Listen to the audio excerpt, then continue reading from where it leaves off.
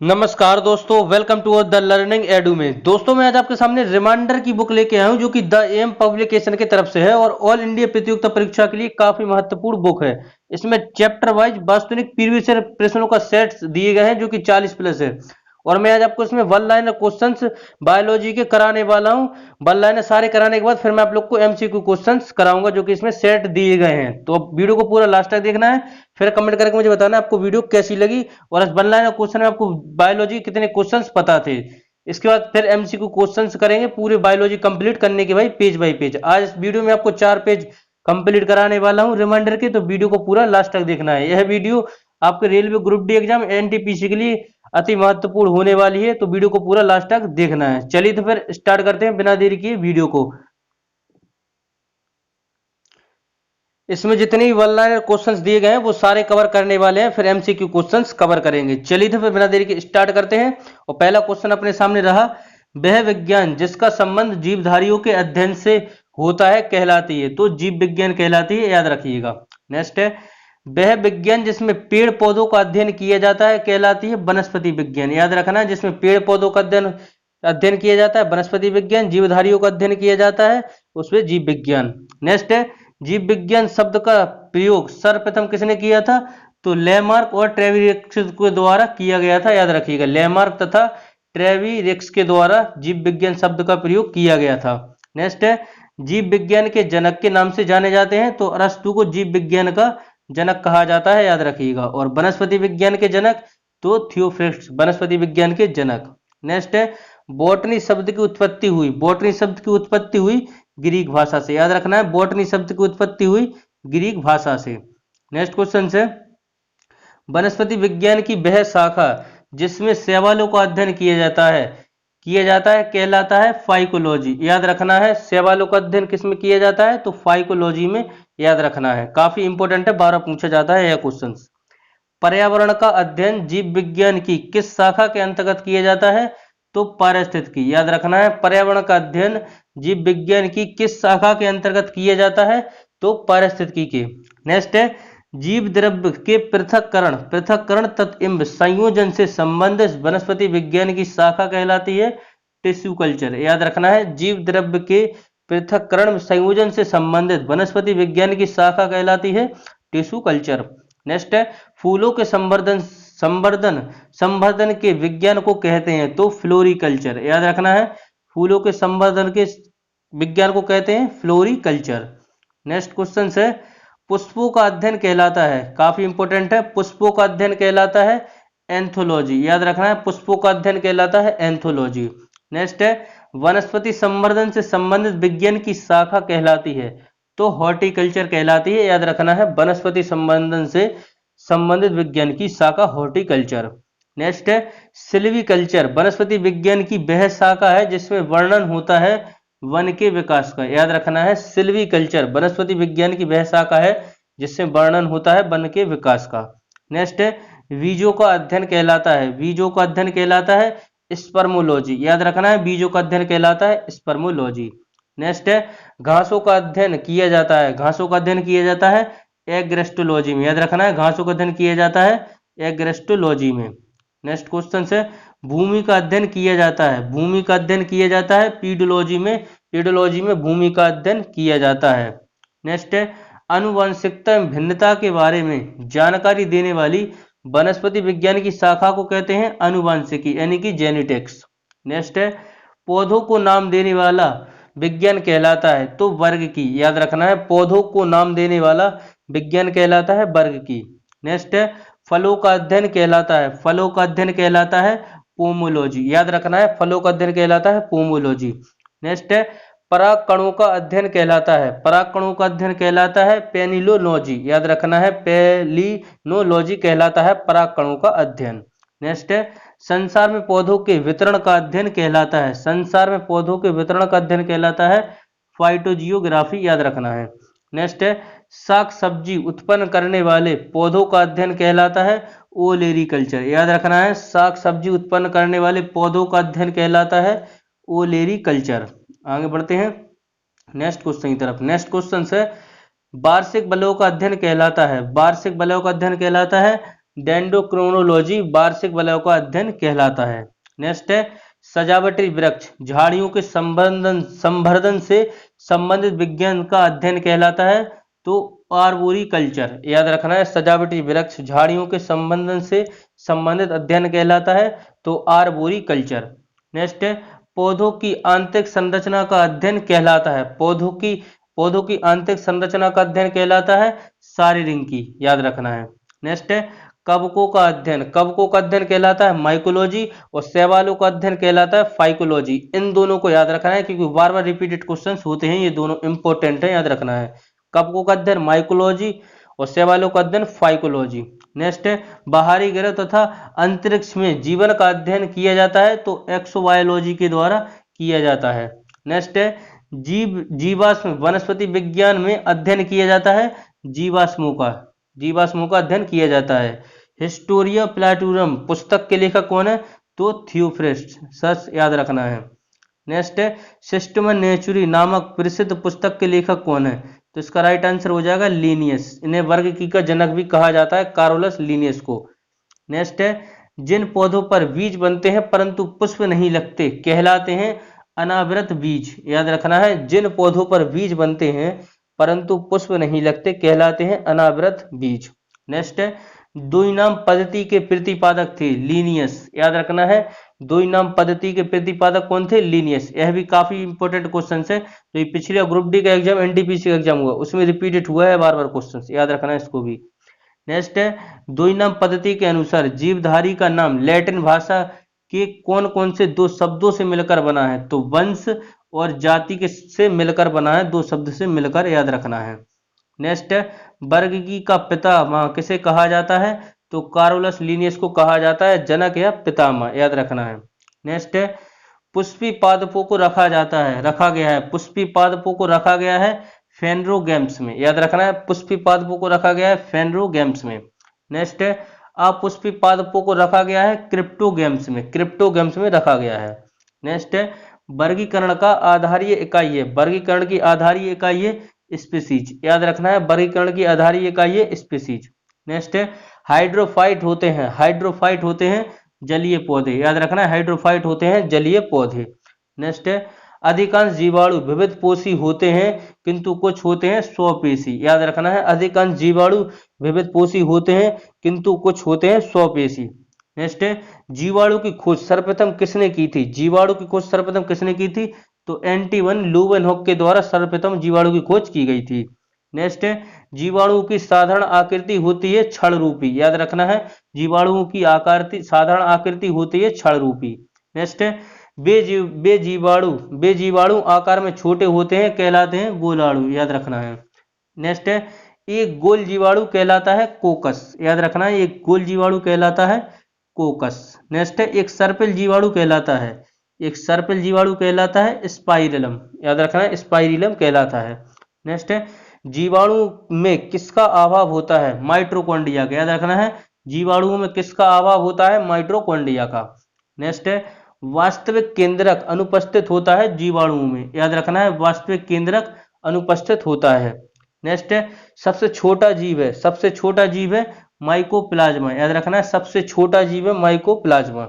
Next है कौन सा जीवाणु मानव की आंत में पाया जाता है, तो एसेरियाई कोलाई पाया जाता है मानव की आंत में। नेक्स्ट है तपेदिक यानी टीबी उत्पन्न करने वाला जीवाणु है माइकोबैक्टीरियम, याद रखना है। टीबी उत्पन्न करने वाला जीवाणु है माइक्रोबैक्टीरियम, याद रखना है, माइकोबैक्टीरियम।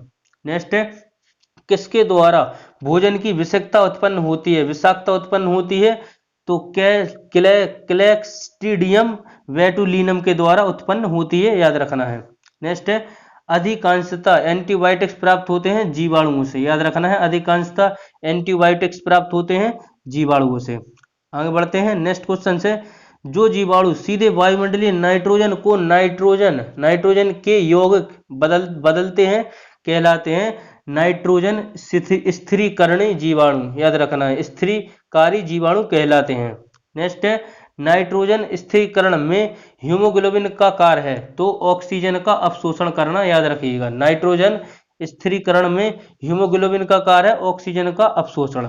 नेक्स्ट है मृदा में धान की पैदावार बढ़ाने वाला मुक्त जीवी जीवाणु है एनावीना, याद रखना है एनावीना। नेक्स्ट है बैक्टीरिया से रोग होता है, बैक्टीरिया से होता है तपेदिक, याद रखना है बैक्टीरिया से रोग होता है तपेदिक। जीवाणु कारण कौन सा रोग होता है, हैजा, हैजा होता है। काफी बार पूछा है क्वेश्चन से, याद रखिए हैजा जी जीवाणु के कारण होता है, ऐसे याद रखना है इसको। नेक्स्ट है जीवाणु संक्रमण के कारण रोग होता है कुष्ठ, याद रखना है जीवाणु संक्रमण के कारण होता है कुष्ठ रोग। दूध खट्टा किस कारण से होता है, बैक्टीरिया के कारण होता है दूध खट्टा। दूध के दही में रूप में जमने का कारण होता है लैक्टोबैसिलस, याद रखना है दूध के दही के रूप में जमने का कारण होता है लैक्टोबैसिलस। नेक्स्ट है दलहनी फसलों में जीवाणु नाइट्रोजन स्थिरीकरण करता है राइजोबियम, याद रखना है राइजोबियम। नेक्स्ट है तेल प्रदूषण के नियंत्रण में प्रयुक्त होने वाला सुपर बग क्या है, तो यह जीवाणु विकृति है, याद रखना है। नेक्स्ट है बैक्टीरिया में पाया जाने वाला प्रकाश संश्लेषी अशय कहलाता है वड़की लवक, याद रखना है वड़की लवक। चाय की पत्तियों में क्यूरिंग में उपयोग होता है जीवाणु, याद रखना है चाय की पत्तियों में क्यूरिंग में उपयोग होता है जीवाणु। विषाणु की खोज सर्वप्रथम किसने की, तो इवानोव्स्की के द्वारा सर्वप्रथम विषाणु की खोज की गई थी। नेक्स्ट है किसमें एंजाइम नहीं होते, तो विषाणु में एंजाइम नहीं होते, याद रखना है किसमें एंजाइम नहीं होते, तो विषाणु में एंजाइम नहीं होते। नेक्स्ट क्वेश्चन है हाइड्रोफोबिया रोग उत्पन्न होता है विषाणुओं से, याद रखना है हाइड्रोफोबिया रोग उत्पन्न होता है विषाणुओं से। नेक्स्ट है कुत्ते के काटने से कौन सा घात रोग हो जाता है, तो हाइड्रोफोबिया हो जाता है कुत्ते के काटने से। नेक्स्ट है विषाणु वृद्धि करता है जीवित कोशिका में, याद रखना है विषाणु वृद्धि करता है जीवित कोशिका में। नेक्स्ट है किस कारण विषाणु निर्जीव माने जाते हैं, क्रिस्टलाइज होने के कारण विषाणु निर्जीव माने जाते हैं। नेक्स्ट है एंजाइम अनुपस्थित होते हैं, एंजाइम अनुपस्थित होते हैं विषाणुओं में, याद रखना है एंजाइम अनुपस्थित होते हैं विषाणुओं में। नेक्स्ट है टीएमबी शब्द संबंधित है विषाणुओं से, याद रखना है टीएमबी शब्द संबंधित है विषाणुओं से। नेक्स्ट है चेचक के लिए टीके की खोज किसने की, तो एडवर्ड जेनर के द्वारा चेचक की खोज की गई थी, चेचक के टीके की खोज एडवर्ड जेनर के द्वारा की गई थी। एड्स का कारण है वायरस, याद रखना है एड्स वायरस होता है एक सूची आरएनए, याद रखना है एड्स वायरस होता है एक सूची आरएनए। एड्स फैलता है शारीरिक संपर्क से और एचआईवी संबंधित है एड्स से, याद रखना है। नेक्स्ट है विषाणु में पाया जाता है न्यूक्लिक एसिड और प्रोटीन, याद रखना है विषाणु में पाया जाता है। सार से विषाणु जनित रोग, याद रखना है सार से विषाणु जनित रोग। किसके संक्रमण के कारण खसरा होता है, तो विषाणु के कारण। नेक्स्ट है जंतुओं में फूड एंड माउथ रोग उत्पन्न होता है विषाणुओं से, याद रखना है। नेक्स्ट है आलू में मोजेक रोग होता है विषाणु के कारण, याद रखना है आलू में मोजेक रोग होता है विषाणु के कारण। नेक्स्ट है शैवालों की कोशिका भित्ति बनी होती है सेलुलोज से, याद रखना है शैवालों की कोशिका भित्ति बनी होती है सेलुलोज से। नेक्स्ट है हाइड्रा की स्रावी कोशिकाओं में सहजीवी शैवाल मिलता है यूक्लेरेला, याद रखना है यूलोरेला, याद रखना है यूक्लेरेला मिलता है, याद रखना है। किस शैवाल से आयोडीन प्राप्त होती है, लेमिनेरिया शैवाल से आयोडीन प्राप्त होती है, याद रखिएगा लेमिनेरिया शैवाल से। समुद्री शैवाल से प्राप्त होता है कैल्प, याद रखना है समुद्री शैवाल से प्राप्त होता है कैल्प। शैवाल होता है स्वपेशी, याद रखना है शैवाल होता है स्वपेशी। कौन सा शैवाल चावल की फसल के लिए जैव उर्वरक का कार्य करता है, तो नील हरे शैवाल, याद रखना है चावल की फसल के लिए जैव उर्वरक का कार्य करता है। नेक्स्ट है सारगैसो समुद्र का नाम किसके नाम पर पड़ा, तो शैवालों के नाम पर पड़ा। नेक्स्ट है अंतरिक्ष कार्यक्रमों में ऑक्सीजन की आपूर्ति को नियंत्रण करने के लिए प्रयुक्त किया जाने वाला एकाकोशीय शैवाल का नाम है क्लोरेला, याद रखना है क्लोरेला एकाकोशीय शैवाल का नाम है। नेक्स्ट क्वेश्चन को चलते हैं। नेक्स्ट क्वेश्चन है लाल सागर का लाल रंग किसकी उपस्थिति के कारण होता है, तो लाल शैवाल के कारण होता है, याद रखना है। नेक्स्ट है कैल्प प्राप्त होता है समुद्री शैवाल से, अगर प्राप्त होता है शैवाल से, याद रखना है। वनस्पति जगत में गैर हरित विषव पोषित पौधे होते हैं फंजाई, याद रखना है। नेक्स्ट है कवकों की कोशिका भित्ति काइटिन व हेमीसेलुलोज की बनी होती है, कवकों की कोशिका भित्ति। नेक्स्ट है किस रूप में कवकों द्वारा रिजर्व भोज्य पदार्थ संचित होते हैं, तो ग्लाइकोजन के रूप में भोज्य पदार्थ संचित होते हैं। नेक्स्ट है सदैव सभी कवक होते हैं, तो विविध पोषी होते हैं सभी कवक सदैव। वृक्षों की छालों पर उगने वाले कवक कहलाते हैं कार्टिकोलस, याद रखना वृक्षों की छालों पर उगने वाले कवक कहलाते हैं। गोबर पर उगने वाले कवक कहलाते हैं, गोबर पर उगने वाले कवक कहलाते हैं क्रोपोफिलस, याद रखना है क्रोपोफिलस कहलाते हैं। किसमें क्लोरोफिल नहीं होता, किसमें क्लोरोफिल नहीं होता, तो कवक में क्लोरोफिल नहीं होता। नेक्स्ट है, डबल रोटी के निर्माण में काम आने वाला कवक है, तो सैक्रोमाइसीज सेरेविसी, याद रखना है सैक्रोमाइसीज सेरेविसी डबल रोटी के निर्माण में काम आने वाला कवक है। नेक्स्ट है, किसके द्वारा आलू का लेट ब्लाइंड उत्पन्न होता है, तो फाइटोप्थेरा इन्फेस्टेटस के द्वारा होता है, याद रखना है आलू का विटिल ब्लाइट रोग होता है, लेट ब्लाइट। नेक्स्ट है, एफ्लाविस बनते हैं, एफ्लाविस बनते हैं कवक से, याद रखना है एफ्लाविस बनते हैं कवक से। मशरूम क्या है, मशरूम क्या है, तो मशरूम एक कवक है। पेनासिलियम एक क्या है, तो पेनासिलियम भी एक कवक है। और पेनिसिलिन की खोज किसके द्वारा की गई थी, तो अलेक्जेंडर फ्लेमिंग के द्वारा पेनिसिलिन की खोज की गई थी, याद रखना है। अखरोट प्राप्त होता है कैल्वी स्पेस से प्राप्त होता है, याद रखिएगा क्लेवी स्पेस से प्राप्त होता है अखरोट। ईस्ट में कायिक जनन होता है मुकुलन के द्वारा, याद रखना है ईस्ट में कायिक जनक होता है मुकुलन के द्वारा। खाने योग्य कवक है एगेरिकस, खाने योग्य कवक है। एलएसडी प्राप्त होता है कवक से, एलएसडी प्राप्त होता है कवक से।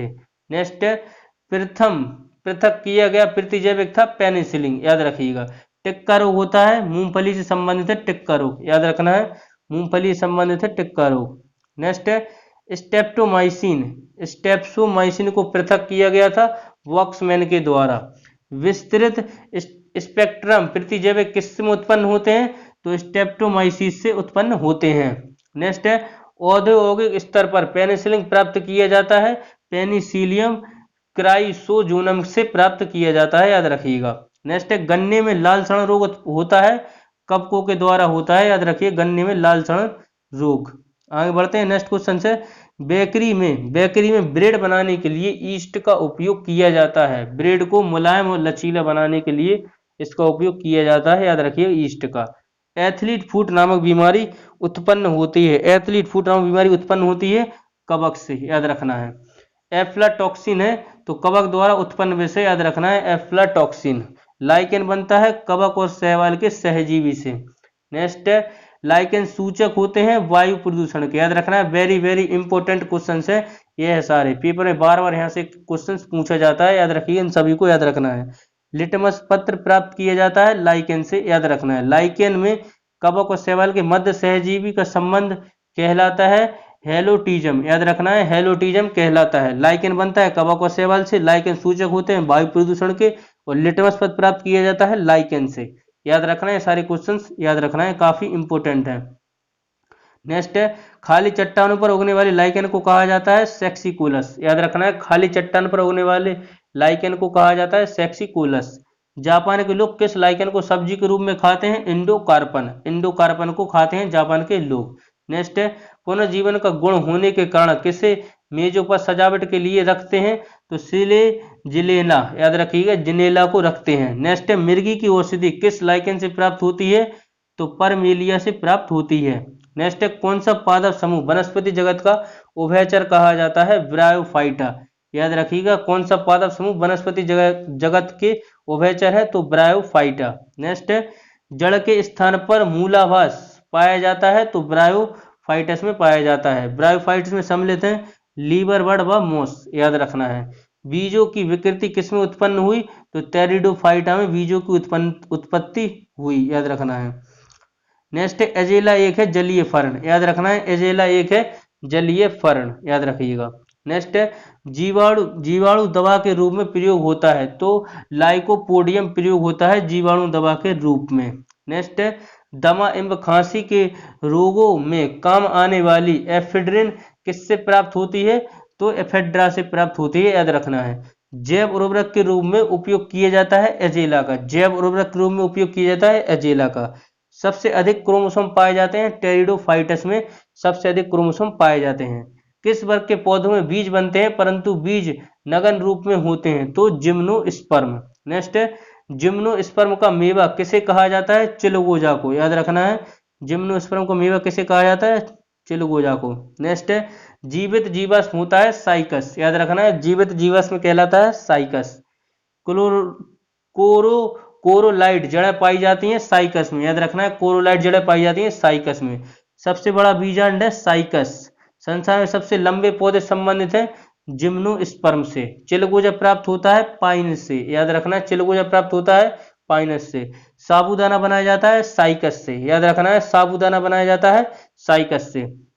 नेक्स्ट है मूलांकर से विकसित होने वाली जड़ें कहलाती हैं मूसला जड़ें, याद रखना है मूलांकुर से विकसित होने वाली जड़ें कहलाती हैं मूसला जड़ें। नेक्स्ट है मूलांकुर के अतिरिक्त पौधों के किसी भी भाग से विकसित होने वाली जड़ें कहलाती हैं अपास्थनिक मूल, याद रखना है अपास्थनिक मूल।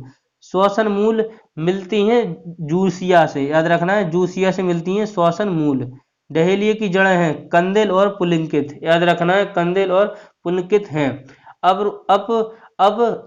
अपरोही मूल मिलती हैं अर्किडिक्स से, याद रखना है। नेक्स्ट है अर्किडिक्स में विलोमन जड़ें होती हैं, विलामिन जड़ें होती हैं तो नमी अवशोषित करने के लिए। स्तंभ मूल पाई जाती हैं गन्ने में, स्तंभ मूल पाई जाती हैं गन्ने में। अब स्तंभ मूल पाई जाती हैं अपास्थनिक जड़ें विकसित होती हैं मूलांकुर से विकसित होती हैं। गाजर एक जड़ है, याद रखना है गाजर एक जड़ है।